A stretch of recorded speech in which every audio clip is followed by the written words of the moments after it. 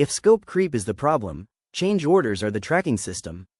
They are not drama, they are not punishment, they are documentation. A change order is not a suggestion. It's not a casual request. It is a formal modification to your original contract. It's not something discussed quickly on site. It's not something agreed to with a handshake. And it's not optional if the scope changes. Once the project shifts, the contract must shift. Change orders exist to keep everything aligned.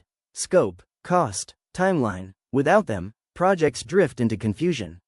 Sometimes the contractor initiates the change. Structural damage discovered after demo.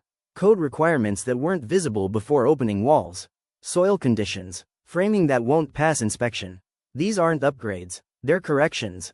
Other times, the homeowner initiates the change. A countertop upgrade, moving a wall, adding built-ins, expanding a bathroom footprint. These decisions are valid, but they alter the contract. More work means more labor. More labor means more time. More time affects schedule and coordination. That's not greed, that's math. A proper change order must include 4 things. A clear description of the work, the cost increase or credit, the timeline impact, and signatures from both parties. Vague language creates future disputes. Upgrade lighting means nothing legally. Specific product, quantity, and labor description protects everyone.